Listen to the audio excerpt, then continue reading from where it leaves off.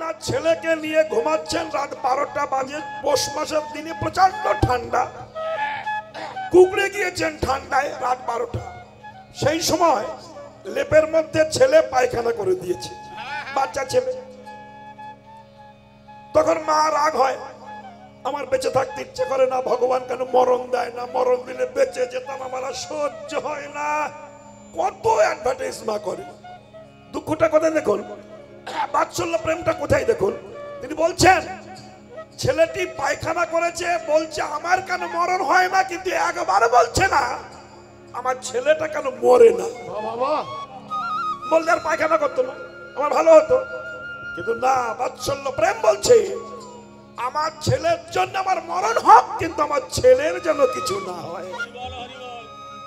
এটি হলো প্রেম, প্রসিদ্ধ প্রেম।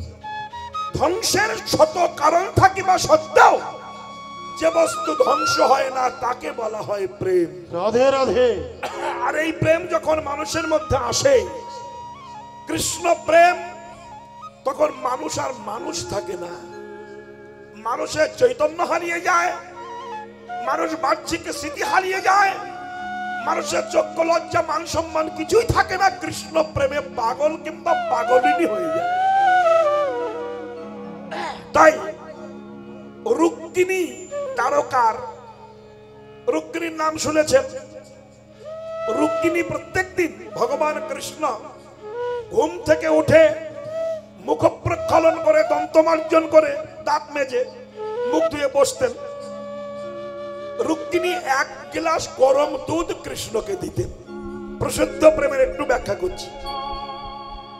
তো প্রত্যেকদিন দুধ দেন, আজ একটু দুধটা গরম বেশি হয়ে আছে, এটা রুক্মিণী ভালোভাবে জানতো না। শ্রীকৃষ্ণ রুক্মিণীর দোয়া, ভক্তের দোয়া বস্তু তো ভগবান তো চেক করে খান না, ভক্ত দিয়েছে ভগবান সেবা করেন। তাতে নুন হলো কি হলো না, হ্যাঁ তেল হলো কি হলো না, ওটা প্রয়োজন নাই। যেমন সনাতন গোস্বামী পাদ শাক রান্না করে দিয়েছে, লবণ দেয়নি। তো ভগবান মদন গোপাল বলছে সনাতন রান্না করলি ভালো, একটা লবণ দিলি না। সনাতন বলছে দেখো আমি গরিব মানুষ, আমার লবণ কিনবার পয়সা না, যদি লবণ খেতে ইচ্ছা করে বড় লোকে ঘরে যাও। না না না না, তুই সেবা বন্ধ করিস না, তুই যা দিবি তাই খাবো। তারপর তিনি সাগরে নদীতে বিরাট লবণের জাহাজ আটকে গিয়েছিল, ইতিহাস আছে অনেক। যাই হোক, একটা ভগবানের দোয়া জিনিস, ভক্তের দোয়া জিনিস ভগবান বিচার করেন না, খেয়ে নিয়েছে। আর যেই না গরম দুধটা মুখে দিয়েছে, আর কৃষ্ণের মুখটা পুড়ে গিয়েছে। আস্তে মায়ের আস্তে, যখন পুড়ে গেল, এবার পুড়ে গেলে তখন তো মলম ছিল না কাছে, যেই পুড়ে গেল তখন কৃষ্ণ এই জ্বালা থেকে নির্বাপিত হতে একটি মহামলম তার কাছে ছিল। সেটা কি? তিনি বলে উঠলেন রাধে রাধে রাধে।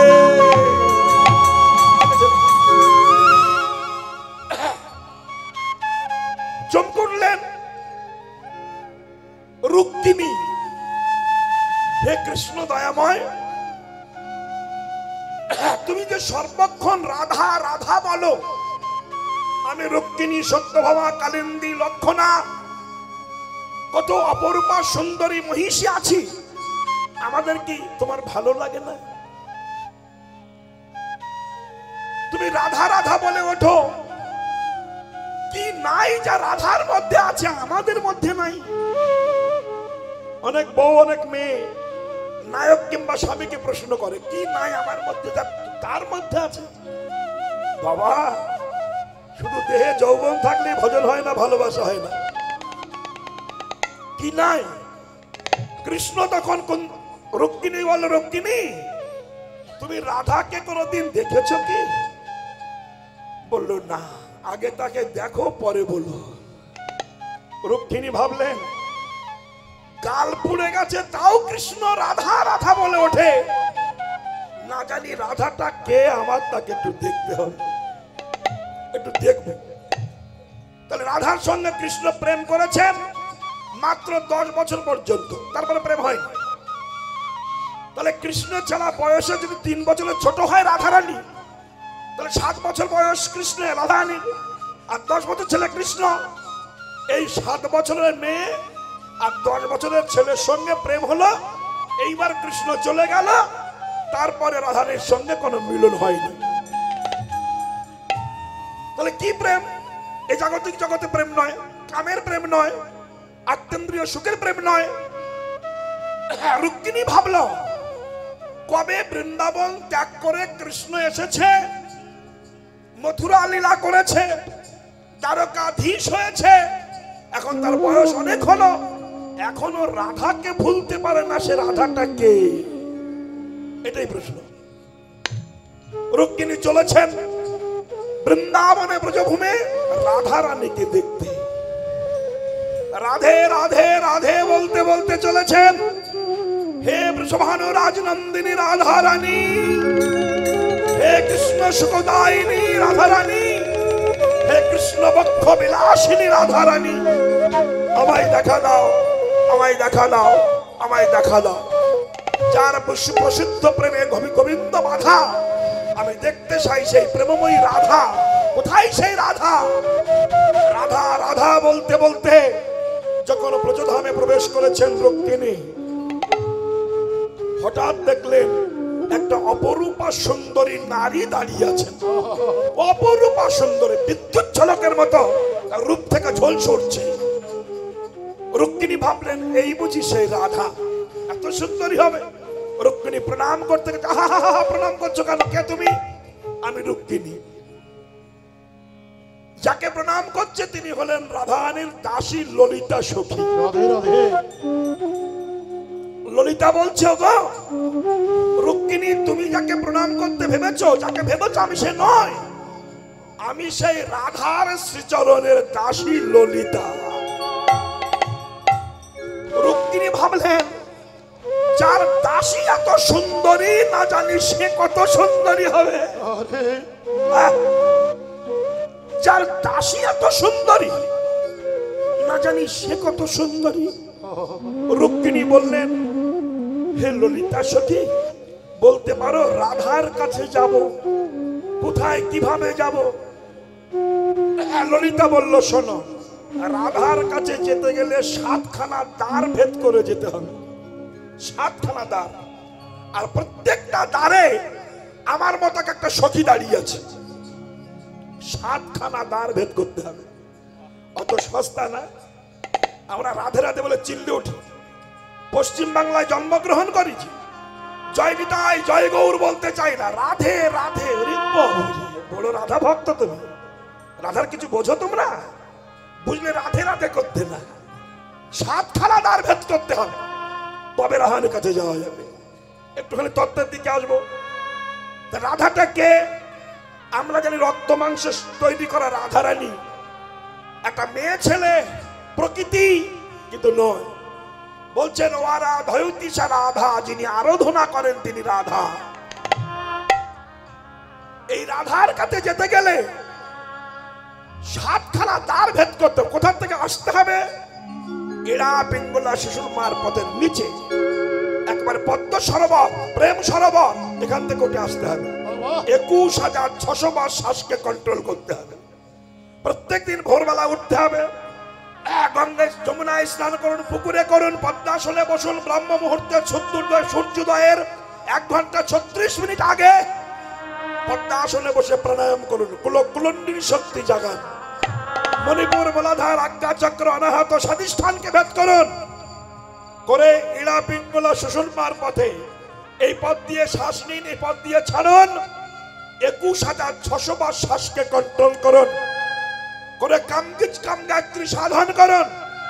করে 7 ফোঁটা রক্ত ভিয়ান করে যে 1 ফোঁটা শক্তিবিন্দু তৈরি হয়, নিম্নগামী বাদ দিয়ে যিনি শ্বাসের দ্বারা ঊর্ধ্বগামী করে রাখতে পারে শত সহস্রল পদ দিয়ে ধরে, মহাজন তাকে রাধা নামে আখ্যা করে।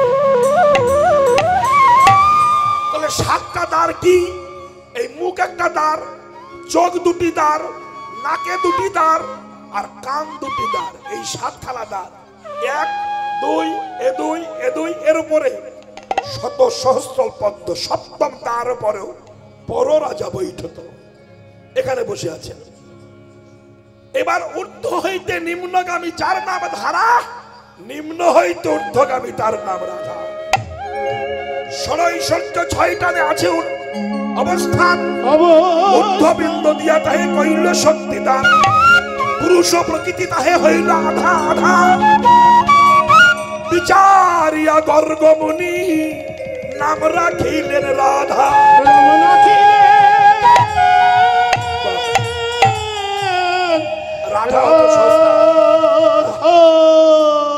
রাধা কি অত সস্তা বস্তু? আমরা দুদিন একটু বৃন্দাবনে ঘুরে আসলেই পশ্চিম বাংলার মানুষ জয় রাধে বলে ঠেলে উঠি। কেন জয় গৌর বলতে পারো না? জয় নিতাই বলতে পারো না? জয় নাথে উরে মন কাঁদে রে। হবে না, আগে আশ্রয় তত্ত্ব বিষয় তত্ত্ব পরে। আশ্রয় তত্ত্ব করো, আগে নিতাইয়ের চরণ ধরো, গৌরের কাছে যাও, গৌরের চরণ ধরো, ব্রজধামে যাও, ব্রজধামে যে গোপীদের চরণ ধরো, বৃন্দাবনে প্রবেশ করো মদন কুঞ্জে, তারপরে রাধারানীর চরণ ধরো, তারপরে কৃষ্ণের চরণে যাও। অত সস্তা? অত সস্তা কি? রুক্মিণী ভাবলেন তাহলে আমি রাধাকে দেখতে যাব।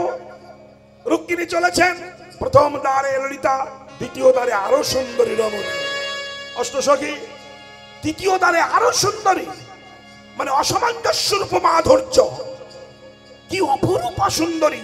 এই অষ্টসখীর জন্ম হয়েছিল কোথার থেকে? শাস্ত্র বলে এক, বুঝতে হবে আর এক। আর একটা কথা আপনাদের বলি, হিন্দু ধর্ম বুঝতে গেলে তিনখানা লাইন আছে, আধ্যাত্মিক, আদি ভৌতিক, আদি দৈবিক। বুঝতে পেরেছেন?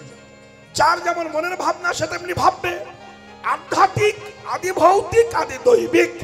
তা আধ্যাত্মিক চিন্তা ভাবনা আমাদের কম, বাইরের চিন্তা করি। তাহলে রাধাটাকে, এই যে রাধার অঙ্গ থেকে অষ্টসখীর বহির্প্রকাশ হয়েছিল। এইবার রাধারানী আছেন ঘরে বসে, রুক্মিণী এক এক করে 7খানা দ্বার ত্যাগ করে যখন রাধারানীর ঘরে গেছেন, দেখলেন একটা জীর্ণ কুঠিরে একেবারে জীর্ণ বসন পরা রাধারানী, অপরূপা সুন্দরী, দেহ থেকে বিদ্যুৎ ঝলকের মতো ঝলকে উঠছে, সমস্ত লোমকূপের গোড়া দিয়ে কৃষ্ণ নামের প্রতিধ্বনি হচ্ছে রাধার। রুক্মিণী যে দেখছেন কৃষ্ণ হারা রাধারানী কৃষ্ণ বিচ্ছেদের যন্ত্রণা থেকে নির্বাপিত হওয়ার জন্য যমুনার মাটি দিয়ে একটা নকল কৃষ্ণ তৈরি করেছেন। কিন্তু নকল কৃষ্ণ তৈরি করে নাক, চোখ, মাথা, মুখ, বডি সব দিয়েছে, দুখানা চরণ বাকি রেখে দিয়েছে। কেন? রুক্মিণী প্রশ্ন করছে, যে রুক্মিণী প্রশ্ন করছো গো, তুমি কি সেই রাধারানী? দেখছেন ছোট্ট একটা পুতুল কৃষ্ণ তৈরি করে তার গলায় মালা দিয়ে রাধারানী হাউ হাউ করে কাঁদছেন আর চোখের জল ধরে গোবিন্দের মাথায় দিচ্ছেন। তুমি কি সেই রাধা? বুঝি না, এত অপরূপা সুন্দরী তুমি, তুমি কৃষ্ণ বলে কাঁদছো কেন? বলে কৃষ্ণ বলে কাঁদতে শেখো, তুমি সেই রাধা। কি সুন্দরী দেখতে, কি অপরূপা। বনফুলের মালা গেঁথে গোবিন্দের গলায় দিচ্ছেন। এবার একটু খেয়াল করুন, প্রেম কাকে বলে দেখুন। আজকাল ভালোবাসা প্রেম করলে তো মেয়েদের হাতে লম্বা লম্বা নখ থাকে, আমি দেখেছি এরকম লম্বা লম্বা নখ 10 হাতে থাকে। কেন? তোমার ছিঁড়িয়ে খাবো আমি। তখন তা ছিল না, অ্যাডভার্টাইজ, ছিঁড়ে খাবো তোমায়, সত্যি তাই খাচ্ছে তো। কিন্তু রাধারানী যে ফুলগুলো তুলে কৃষ্ণের জন্য মালা গাচ্ছেন, ললিতাকে বলছে, ললিতা এই কুসুম মানে ফুলগুলো বড় শক্ত, সব ফুলের মালা হয়ে আমার কৃষ্ণ গলে দুলবে না। তবে আমি প্রত্যেকটা ফুল পরীক্ষা করব, যেটা কঠিন ফুল ফেলে দেব, যেটা নরম ফুল গোবিন্দের জন্য মালা গাঁথব। ললিতা বলবো বুঝবো কি করে? রাধা বলছে আমি চোখের পলকটা ধরবো তুই আঙুল দিয়ে, প্রত্যেকটা ফুল আমার চোখের মনির উপর দিয়ে টেনে নিয়ে যাবে। যে ফুলে আমার চোখের মনিতে ব্যথা লাগবে না, সেটা রেখে দিবি আমার কৃষ্ণের গলার মালা হবে। আর যেটা ব্যথা লাগবে ফেলে দিবি, ওটা গোবিন্দ সেবায় লাগবে। এইভাবে মালা গেঁথেছে। রুক্মিণী তখন প্রশ্ন করছে, হে রাধে, হে ব্রহ্মময়ী, আমরা কৃষ্ণকে কাছে পাই, নিত্য সেবা দিই, তোমার মতো ভক্তি দিয়ে আমাদের সেবা দেওয়া হলো না রায়। হে রাধে, তোমার কাছে এসে ভুল ভেঙে গেল। আমাদের অভিমান ছিল, আমরা কৃষ্ণ দাসী রুক্মিণী সত্যভামা। আমি তোমার কাছে নিবেদন করতে চাই, আমরা কৃষ্ণ দাসী হতে চাই না, পরজন্মে রাধা দাসী করে দিও, যেন রাধার দাসী হতে পারি। রাধারানী হা কৃষ্ণ বলে চোখের জল দর বিগলিত ধারায় প্রবাহিত হচ্ছে। রাধা কাঁদছেন। হঠাৎ করে রুক্মিণী রাধার অঙ্গের দিকে তাকিয়ে দেখছে, রাধার সর্বাঙ্গে ফুসকা পড়েছে, ফুসকা গোল গোল মতো পড়েছে, আগুনের তাপে ফুসকা পড়েছে। রুক্মিণী বলছে, রাধে, এত অপূর্বা সুন্দরী তুমি, দেখতে তোমার এত ভালো, গায়ে ফুসকা পড়েছে কেন? রাধারানী বলছেন, রুক্মিণী, ওই যে সকালবেলা তুমি গোবিন্দকে গরম দুধ খাইয়েছ না, তার মুখটা পুড়ে গিয়েছিল, তাই রাধা রাধা যাই বলেছে, সেই তাপটা আমার অঙ্গে লেগে ফুসকা পড়ে গেছে। ভজন দেখেছে? এই দেখো, সেই তাপটা আমার অঙ্গে পড়ে ফুসকা পড়ে গেছে। রুক্মিণী বলছে, সে হলো দ্বারকায়, তুমি বৃন্দাবনে, এটাও কি সম্ভব? রাধা বলছে, সবই সম্ভব যদি আমার কৃষ্ণকে কেউ হৃদয়ে বসাতে পারে। আমার কৃষ্ণকে যদি কেউ হৃদয়ে বসিয়ে সমস্ত সুখ দুঃখ ভালোবাসা বেদনা লাঞ্ছনা যাতনা যদি কৃষ্ণ চরণে অর্পণ করে দিয়ে বলে, কৃষ্ণ তোমার সুখে আমি সুখী, তোমার দুঃখে আমি দুঃখী, আমি সুখ চাই না, তোমাকে ভালোবেসে যেন দুঃখ আস্বাদন করতে পারি, তাতে যদি সমাজ আমাকে কলঙ্কিনী বলে বলুক, বলে বলুক লোকে মন্দ, আমি তাতে না ডরাই। শুধু আমার একটি ভয়, যদি আমার গোবিন্দ হারায়। লোকে আমার মন্দ বলুক, আমি ভয় করি না, কিন্তু আমার একটা ভয়, যদি আমার গোবিন্দ হারিয়ে যায়। কৃষ্ণ বললেন, রাধে, তোমার অকৈতব প্রেম আস্বাদন করতে পারলাম না ব্রজভূমিতে আমি, তাই তোমার অঙ্গ কান্তি বাহিরে ধরে কৃষ্ণ অঙ্গ ভিতরে রেখে তোমার প্রেমকে গুরু তৈরি করে আমি নবদ্বীপে আবির্ভূত হয়ে হা রাধে বলে বৈষ্ণবের চরণ ধুলিতে গড়াগড়ি দেব। তাই করছেন মহাপ্রভু। এইদিকে তাকিয়ে বৈষ্ণব কবি লিখেছেন, যদি গৌরাঙ্গ না হতো কেমনে হয়তো, কেমনে ধরিতাম,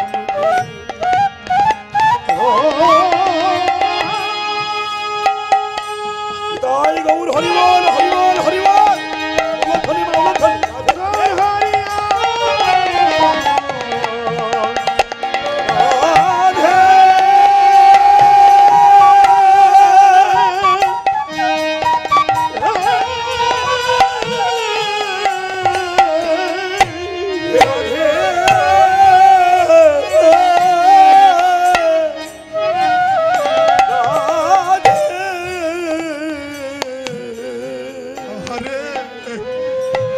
যদি গৌরাঙ্গ না হইতো কেমনে হইতো, কেমনে ধরিতো শিলাধার মহিমা প্রেম রস সীমা,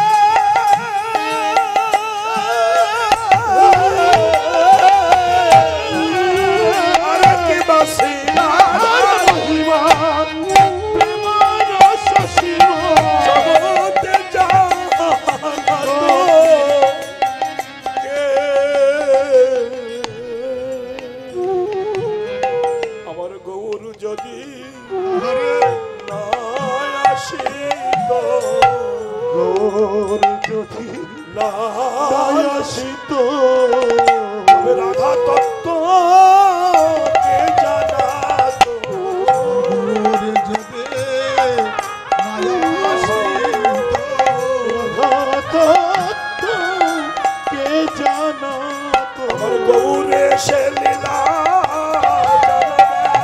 রাধা তত্ত্ব জানাতো, বল রাধা তত্ত্ব কে জানাতো, রাধা তত্ত্ব কে জানাতো,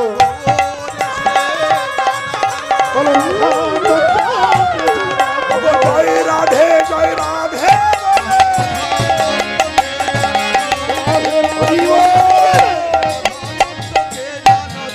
গৌর যদি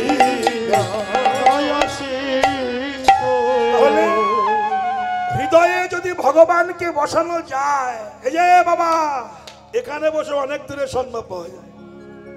আপনার এখানে অনেক মানুষ দুপুরে মধ্যাহ্নে না খেয়ে দিয়ে বসে আছেন কেন? যদি নামের করুণা না থাকবে, আপনারা বলুন, আজকাল কলিকালের মানুষ এত ব্যস্ত, পায়খানায় যায় তা বলে আমাকে তাড়াতাড়ি দাও, প্রস্রাব করতে যায় আমাকে তাড়াতাড়ি করো, ডাক্তারখানায় যায় আমাকে তাড়াতাড়ি করো, বাচ্চা সব জায়গায় জলদি জলদি ভাব। সেই লোকগুলোকে 4 ঘন্টা বসিয়ে রাখতে হবে, না জানি নামে কি জাদু আছে গো, না খেয়ে বসে থাকো, কি আছে বলো? এত ব্যস্ত লোক 4 ঘন্টা নয় সারাদিন কীর্তন হবে, বসে বসে শুনবে, রাধে রাধে। কি জাদু আছে? বলে ভগবানকে যদি হৃদয়ে বসানো যায়, ভগবান যেখানেই থাক তোমার বেদনা সে গ্রহণ করে। আপনারা জানেন আটলান্টিক মহাসাগরে, আমি ছোট্ট কাহিনী বলি আপনাদের কাছে। এই মহাসাগরে একটা জাহাজ ডুবে গিয়েছিল, রাত তখন 10টা, একটু মন দিয়ে শুনবেন, রাত 10টা বাজে 1912 সাল, ভুল বলছি না? জাহাজটার নাম কি ছিল? টাইটানিক জাহাজ। হ্যাঁ হ্যাঁ, এই জাহাজটা ভীষণ মানে বরফের পাহাড় জলের তলায় ছিল, হিম শৈলে আঘাত খেয়ে, শৈল মানে পাহাড়, হিম মানে বরফ, পাহাড়ে ধাক্কা খেয়ে তলাটা ফেসে গিয়েছিল এই টাইটানিক জাহাজের। যখন ফেসে গেল, রাত তখন 10টা বাজে, ঘুটঘুটে অন্ধকার, আকাশে বিদ্যুৎ চমকাচ্ছে, খুব দুর্ঘট ঘন ঘটা, অনেক মানুষ জলে ভেসে গেল, অনেক মানুষ তলিয়ে গেল, জাহাজটা আস্তে আস্তে আস্তে ডুবে গেল। তৎকালীন দিনে বিশাল জাহাজ, টাইটানিক জাহাজ। আমি এগুলো বলি কেন জানেন? যারা ঈশ্বর বিশ্বাস করে না, যে তার নামে করুণা নাই, এইগুলো একটু করুণা আনার জন্য বলি। আজ নামে তো কলিকালের হিন্দুদের, বিশেষ করে হিন্দু জাতি, হরি নামে এদের এনার্জি কম, এনার্জি বেশি, নাম শুনতে চায় না। আবার কিছু কিছু চিটিং বাস কীর্তনিয়া জন্ম নিয়ে এমন এমন ব্যাখ্যা করছে যাতে কৃষ্ণ ভক্তি নষ্ট হয়ে যাচ্ছে।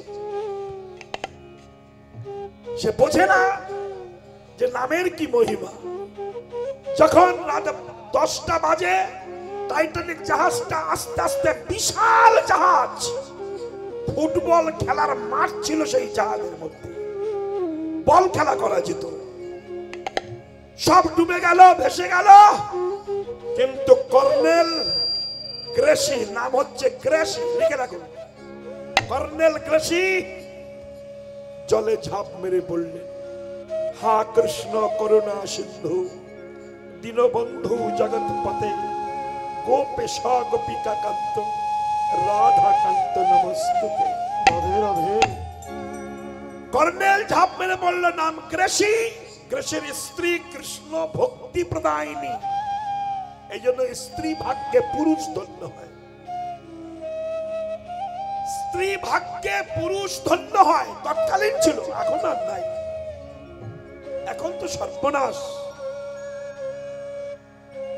তাই যখন কর্নেল গ্রেসি জলে ঝাঁপ মেরে বললেন, হে প্রিয়তমা, মানে স্ত্রীকে বলছে, সাগরে বসে জলে সাঁতরাচ্ছে, হে প্রিয়তমা, আর মনে হয় তোমার সঙ্গে হতভাগার দেখা হবে না।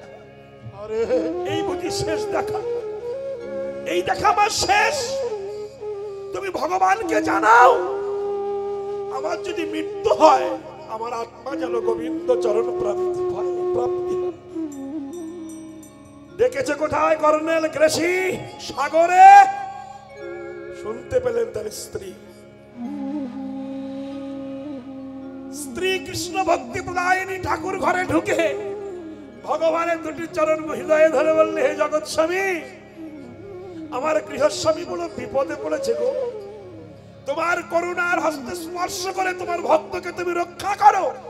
ও হে বিপদ ভঞ্জন মধুসূদন, তুমি তো জানো আস্তে কৃষ্ণ পাণ্ডব পক্ষে ছিল। দুঃশাসন যখন দ্রৌপদীর বস্ত্র হরণ করতে গিয়েছিল, দ্রৌপদী নারী জাতি তো ছুটতে ছুটতে আত্মসম্মান রাখার জন্য 100 ভাইয়ের মাজনি গান্ধারী তার দরজায় যে আছাড় খেয়ে বলেছিল, জেঠিমা আমাকে রক্ষা করো, আমি তোমাদের কুলবধূ, তোমার ছেলে দুঃশাসন আমার কেশাগ্রে স্পর্শ করে বস্ত্র কেড়ে নিতে চায়, তোমার ঘরের সম্মান লুণ্ঠিত করতে চায়, জেঠিমা আমাকে রক্ষা করো। 100 ছেলে কৃষ্ণ বিদ্বেষী, যে মায়ের পেট দিয়ে জন্মিয়েছে সেই মাখানা কেমন হওয়া উচিত? মুখের উপরে দরজাটা বন্ধ করে দিয়ে ঘরের মধ্যে গান্ধারী হো হো হো করে হাসতে লাগলেন। দ্রৌপদী বলেছিল, মারে আজ তুই হেসে হাসিটা জমা রেখে দিলি, তোর 100 ছেলে যেদিন মরে যাবে ওই মৃত্যু মুখ যেদিন দেখতে যাবি, কাল মহাকাল তোর কাছে সেই অট্ট হাসিটা তোকে ফিরিয়ে দেবে।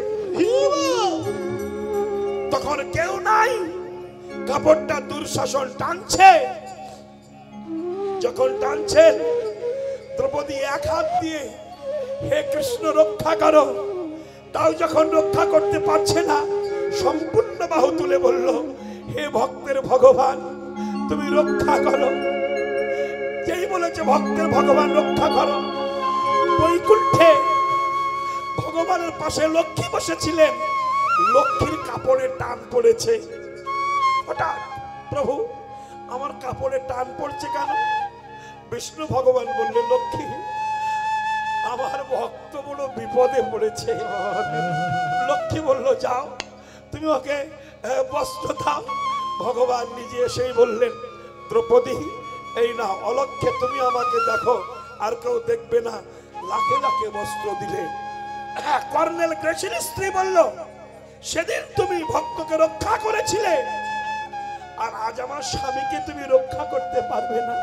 হে ভক্তের ভগবান, হে বিপদ ভঞ্জন মধুসূদন বলে চোখের জল ধরে তুলসীর পাতা নিয়ে যখন গোবিন্দ চরণে অর্পণ করল, একটা বিশাল কাঠের গুড়ি কর্নেল গ্রেসি দেখছেন, একটা কাঠের গুড়ি পাশ দিয়ে ভেসে যাচ্ছে। বলুন তো ওই সাগরে এই কাঠের গুড়িটা কে ফেলে দিল? সেই রাত্রে কাঠের গুড়িটা গ্রেসি ধরে বুক বাঁধিয়ে ধীরে ধীরে অতি ধীরে কুলে এসে উঠেছিল। কুলে উঠে গৃহে গিয়ে যখন বললেন, ওগো প্রিয়তমা আমি তো ভেসে যাচ্ছিলাম, মরে যাচ্ছিলাম, আমাকে কে যেন কাঠের গুড়িটা পাঠিয়ে দিল। গ্রেসির স্ত্রী বলল, কেউ পাঠায়নি, রাখে কৃষ্ণ মারে কে, আর মারে কৃষ্ণ রাখে কি? হরিবল। সেই তোমাকে পাঠিয়ে দিয়েছে। মহাজনস্য গতস্য পন্থা। মহাজন বললেন, ডাক যদি সঠিক হয়, ডাকের মধ্যে যদি অসভ্যতা না থাকে, স্বার্থপরতা না থাকে, ভগবান আসতে বাধ্য, বিন্দু মাত্র সন্দেহ। আমি আরো একটু নিদর্শন আপনাদের কাছে দেব। প্রশান্ত মহাসাগরে, এখান থেকে 50 বছর আগের কথা বলছি, আমি রাধাপদ ঘোষ নিজেই পড়েছি কাগজে, যুগান্তর আনন্দবাজার পত্রিকায়। হ্যাঁ, প্রশান্ত মহাসাগরে এলিস নামে একখানা জাহাজ ডুবে গিয়েছিল। ভগবানের নাম যারা করে, ভগবানকে যারা ভালোবাসে, যারা জ্ঞানী মানুষ, যারা করেন তারা মূর্খ। কেন? মুসলমানের ছেলে এপিজে আব্দুল কালাম, তিনি মহাবিজ্ঞানী ছিলেন। তিনি আনন্দবাজার পত্রিকা লিখেছেন, আমি গীতাও পড়ি, নামাজও পড়ি। তার মতো ব্যক্তি গীতা পড়ে। এপিজে আব্দুল কালাম লাইফে জীবনে কোনোদিন মাংস মাছ খায়নি। এত বড় ভক্ত ছিল, মুসলমানের ছিল, গীতাও পড়তেন আবার নামাজও পড়তেন। তাহলে ইনার মতো ব্যক্তি ঈশ্বর বিশ্বাস করেন। আর আমাদের গ্রামে দুই একটা চিটিং বাজ করে তো না, আর যারা করে তাদের পিছনে অন্য কুকুরের মতো লেগে যায়, করতে দেয়ও না। এটি বড় মর্মান্তিক বেদনা। তাই এলিস নামে জাহাজটা যখন ডুবে গেল, জানেন সেই জাহাজের অনেক মানুষ, আপনারা অনেক এখানে যে বাবারা বসে আছেন শ্রদ্ধেয় নবস্য পড়েছেন আমার মতো, দেখেছেন অনেক মানুষ পড়ে গেল, মরে গেল। ওই জাহাজ একজন কৃষ্ণ ভক্ত ছিলেন।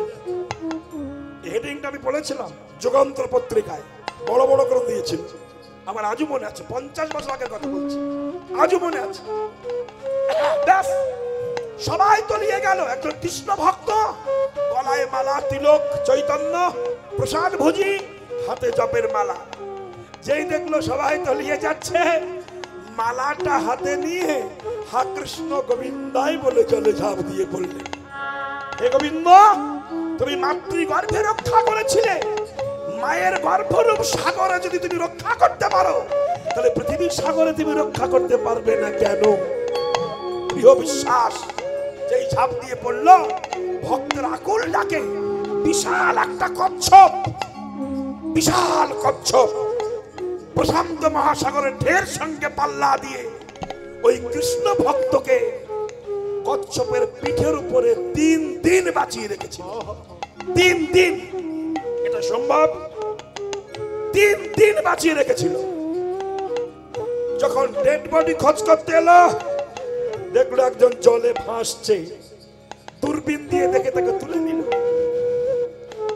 যেই তুলে নিল, হেলিকপ্টারের লোকগুলো দেখলো যে কচ্ছপের পিঠে লোকটা ছিল 3 দিন, সেই কচ্ছপটা 3টি পাক দিয়ে ডুবে গেল। দেখে গেল আমার ভক্ত বাঁচলো কি মরলো।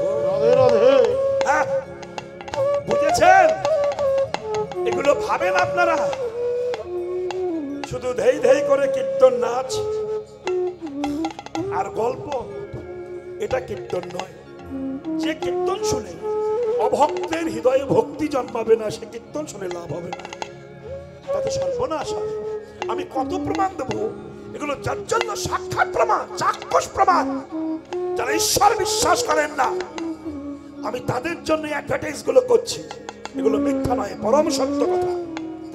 আমি আরো বলবো, এই যে হিন্দু ধর্মের গীতা যে ইংলিশে ট্রান্সলেশন করে পৃথিবীতে ছড়িয়ে দিয়েছিলেন, তার নাম ছিল এনি বেসেন্ট, পাইলট, প্লেনের পাইলট। এনি বেসেন্ট জীবনীটা পড়বেন, পাবেন আপনারা। এ ছিল প্লেনের পাইলট। তো এনি বেসেন্ট যখন ভারতবর্ষে এসেছিলেন আস্তে আস্তে, তখন কিছুক্ষণের জন্য বৃন্দাবনে ছিলেন। বৃন্দাবনে ভাঙা মদন মোহন মন্দিরে গোবিন্দকে দর্শন করেছিলেন। তো পূজারীকে প্রশ্ন করেছিলেন, ইনি কে? পূজারী বললেন, হিন্দুর ভগবান। ওনার ক্ষমতা কি? ক্ষমতা হচ্ছে বিপদে যদি কেউ পড়ে ওরে ডাকে, ও তাকে রক্ষা করে। এই কথাটা শোনা ছিল। পাইলট এনি বেসেন্ট চলছে, সাগর উপর দিয়ে প্লেনে আগুন ধরে গেল, দাউ দাউ করে আগুন জ্বলছে, অনেকে পুড়ে ঝলসে মারা গেল। কিন্তু পাইলট এনি বেসেন্ট কোনো প্যারাশুট নাইনি, এমনি লাফিয়ে পড়লো। এ ভক্তের ভগবান, হে হিন্দুর দেবতা, তুমি নাকি ভক্ত বিপদে পড়লে ডাকলে তুমি রক্ষা করো। এই তো আমি বিপদে পড়ে তোমাকে ডাকছি, তুমি আমাকে রক্ষা করবে না? হে রক্ষাকর্তা। যেই ঝাঁপ দিয়ে পড়লো, জলে পড়বার কিছু আগে কে যেন একটা ছোট্ট ছেলে, হাতে বাঁশি, মুখে হাসি, কালো কেশ, কালো বেশ, এক ঝলক দেখতে পেল, দেখতে বেশ ভালো। সে কোলে তুলে নিয়ে কুলে বসিয়ে দিয়ে কোথায় যেন চলে গেল।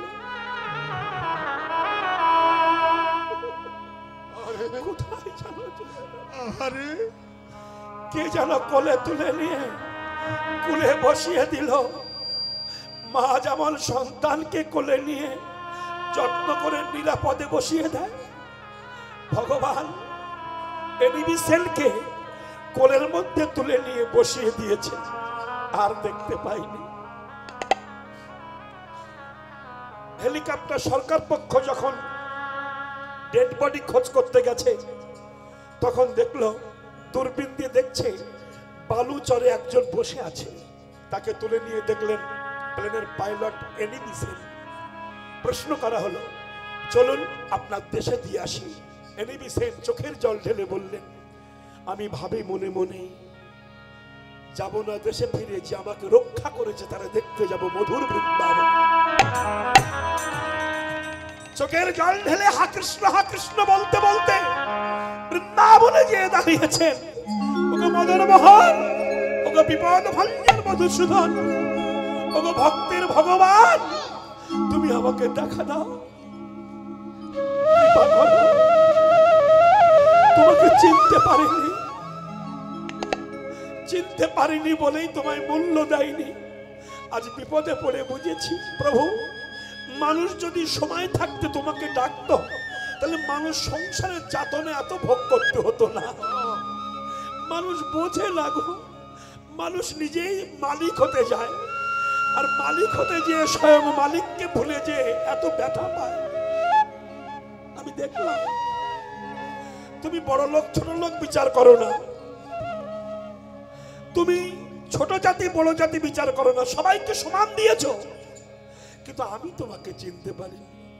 আমি অকৃতি অধম বলেও তো কিছু কম করে মোরে দানি। আমি অকৃতজ্ঞ, আমি অধম, আমি অকৃতজ্ঞ। কেন? যার খাই তার সঙ্গে বেঈমানি করি, অকৃতজ্ঞ নই কি? মায়ের পেটে যখন ছিলাম তুমি খাবার জুগিয়েছিলে, পৃথিবীতে এসে কি খেয়ে বেঁচে থাকবো সেটাও তুমি দিয়ে পাঠালে। মাতৃস্তনে দুগ্ধ কতটুকু চিনি কতটুকু লবণ মিক্সার করলে, দুধের শিশু বারবার খাবে তুমি মিক্সার করে সাপ্লাই করলে। একটা হসপিটাল নার্সিং হোমে কোনো রোগী ভর্তি হলে 10 দিন অক্সিজেন দিলে তার 10,000 টাকা দাম নেয়, জুতা ধরিয়ে দেয়। 10 দিন অক্সিজেনে 10,000 টাকা দাম হয়েছে। এ প্রভু, তাহলে 10 দিনে যদি 10,000 টাকা অক্সিজেনের দাম হয়, আমি জন্মার থেকে মৃত্যু পর্যন্ত যার অক্সিজেনে বেঁচে আছি তার ক পয়সা দাম দিয়েছি? এক বোতল জল কিনে খেলে 30 টাকা নেয়, কিন্তু যে জলটা দিয়ে পাঠিয়েছে তার কত দিয়েছি? এই বাতাসটা ধরে সাপ্লাই করে ফ্যান, কিন্তু যিনি বাতাস দিচ্ছেন তার ক পয়সা দাম দিয়েছি? অকৃতজ্ঞ নই কি? যার খাই তার সঙ্গে বেঈমানি করি। তাই গানটি বলে দুঃখের সঙ্গে গিয়েছেন, অকৃতি অধম বলেও তো কিছু কম করে ভরে আমি অকৃতি অধম বলে তো কিছু কম করে মোরে দাওনি। যা কিছু দিয়েছ অযোগ্য ভাবিয়া, কেড়েও তো কিছু না।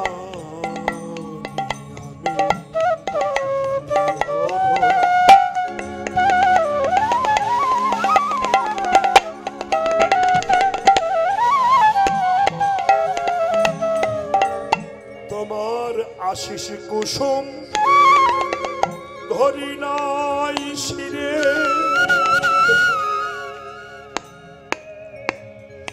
পায়ে দোলে গেছি চাহি নাই ফিরে। তোমার আশিস কুসুম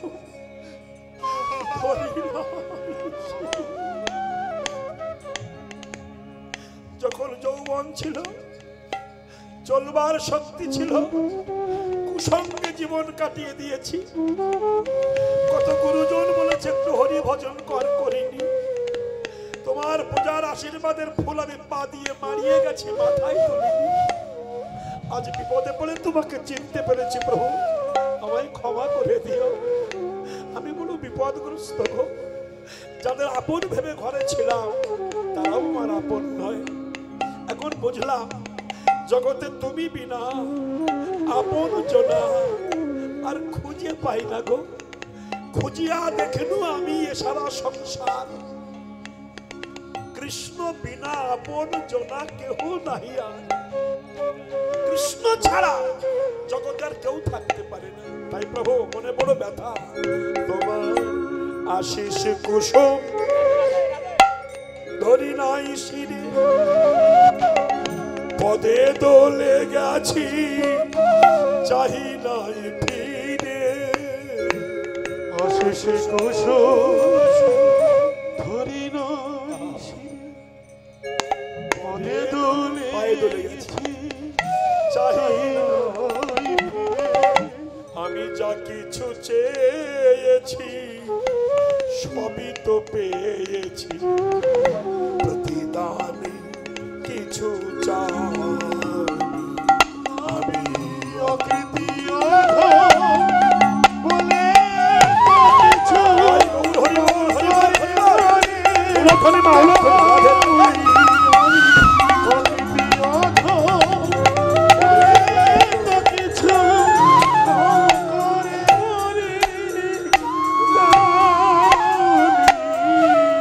রক্ষা করো প্রভু। তুমি কোথায়?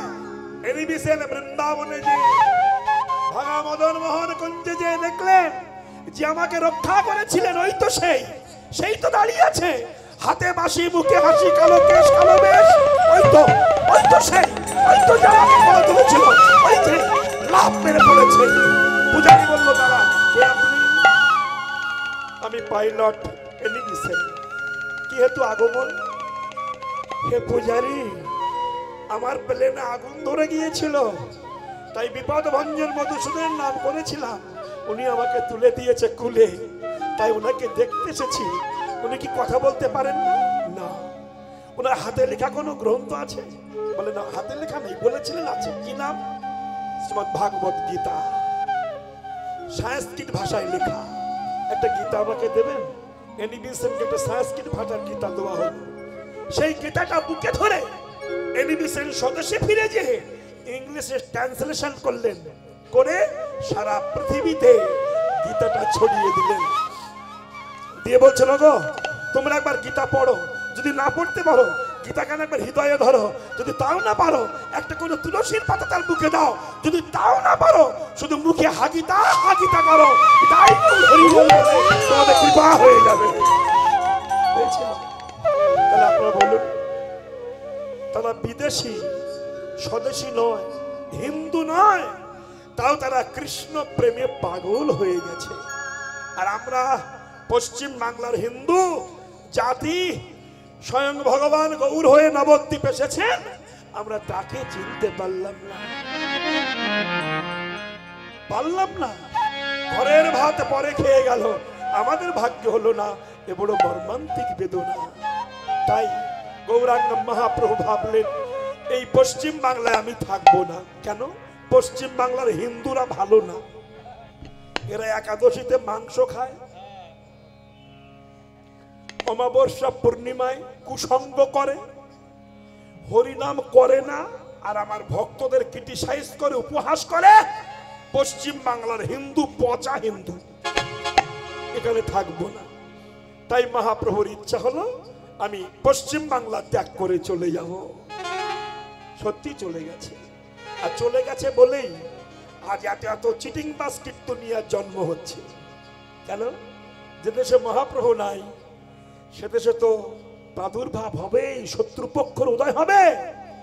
যে দেশে স্বর্গ রাজ্যে গুরু ছিল না, দেবগুরু বৃহস্পতি, তখন দৈত্রা স্বর্গ রাজ্যকে গ্রহণ করে দেবতাদের তাড়িয়ে দিয়েছিল। তেমনি গৌরাঙ্গ মহাপ্রভু এই পশ্চিম বাংলা ছেড়ে গেছে বলেই কিছু কিছু বিদ্বেষী, কৃষ্ণ বিদ্বেষী, তারা নকল হিন্দু সেজে কীর্তনিয়া হয়ে কীর্তনের আসরে যেসব ভাষা বলছে আমার মহাপ্রভু সম্পর্কে, কৃষ্ণ সম্পর্কে, রাধা সম্পর্কে, বৈষ্ণব সম্পর্কে, এটা হলো কেন? মহাপ্রভু চলে গেছেন বলে এসব দৈত্য জানোয়ারের প্রাদুর্ভাবটা বেড়ে গিয়েছে। মহাপ্রভু জানতেন যেমন একটা হবে, তাই চলে যাবেন। তাই মহাপ্রভু ডেকেছেন সচিমাকে। নদীর রথ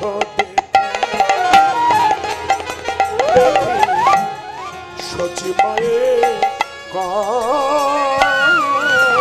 নদীর রথ দেখি সচিমায় কহে ধরা চোড়া দেহ মনে আমি যাব মথুরা। ধরা চোরা দেহ মরে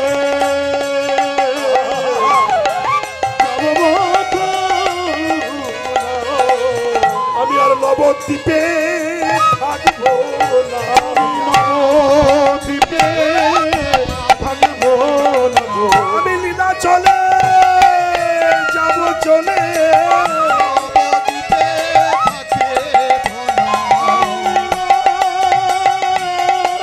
চলে থাকবো না গো। আমি লীলা চলে যাব চলে নবদ্বীপে আমি না চলে যাব চলে আমি মন্দিরাই যে রাধে বলবো লীলা চলে যাব চলে চলে যাব চলে যাব চলে চলে যাব চলে প্রেমানন্দে হরি বলে হরি হরি হরি বলে আমি লীলা চলে যাব চলে রাধে। এত বলি গোরা চাঁদ রচে চড়ি বইসে পুরব পড়ল মনে কহে বাসু ঘোষে। কহে বসু বসে মহাপ্রভু বিলম্ব না করে নবদ্বীপে যে রথ ছিল, জগন্নাথের রথ হতো, সেই রথের উপরে বসে পড়েছে। বাসুদেব ঘোষ দেখে বলছেন প্রভুর মথুরা লীলা মনে পড়েছে, তাই বাসুদেব সে বলে এইবার লীলা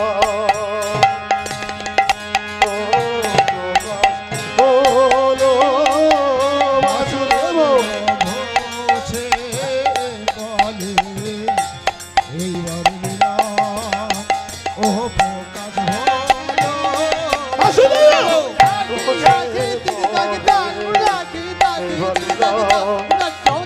শোনো Basudeb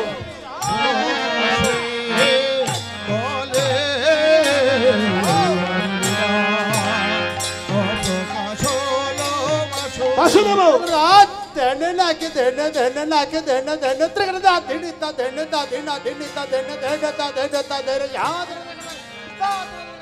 da hina ke yaad da hina ke yandra ke yanda da hite ke yanda ke da hite ke da da hite ke da hite ke da ke da da da ke da hine da Basudeb da da da da ke da hine da da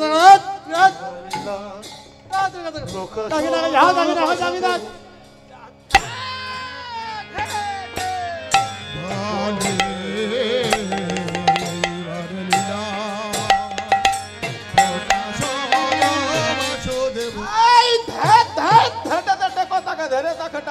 నగరనంది కొత్త కొత్త చా ఎంత కడ దగ్గర I కొత్త కడ తున్నా దాదా దడదరే దాదా దడదరే దడదరే దడదరే దాటి దాటి దాటి క్రాంత కడ దగ్గర সে বলে এইবার লীলা শোনো বাসুদেব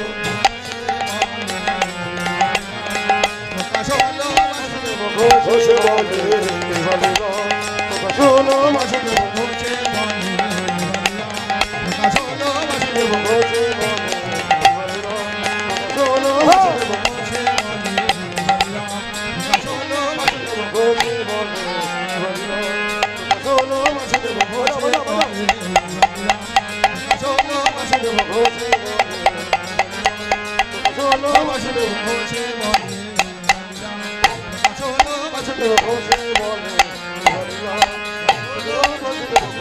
বলে হরিলা প্রকাশ হলো বাসুদেব বসে বলে Solo বাসুদেব বসে বলে Solo বাসুদেব বসে বলে হরিলা Solo বাসুদেব বসে বলে হরিলা Solo বাসুদেব বসে বলে হরিলা Solo বাসুদেব বসে বলে হরিলা Solo বাসুদেব বসে বলে হরিলা Solo বাসুদেব বসে বলে বাসুদেব ঘোষে বলে বাসুদেব ঘোষে বলে হরে কৃষ্ণ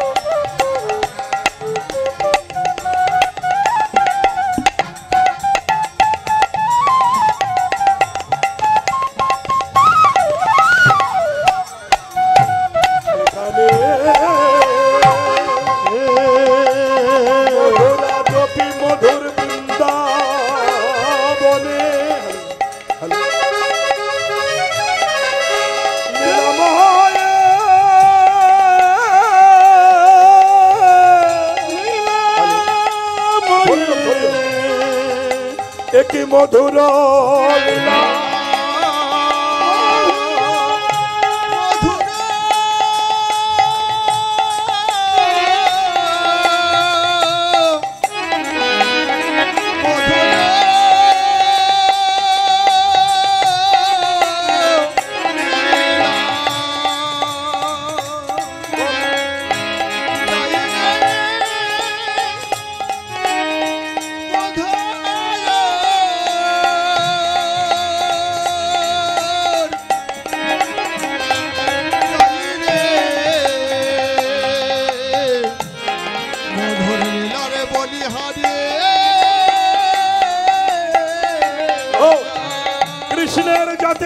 খেলা সর্বোত্তম নরলীলা নরলীলা নর বপু তাহার স্বরূপ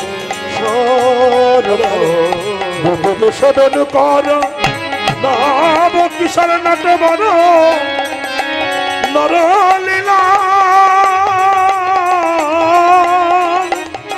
হয় অনুরূপ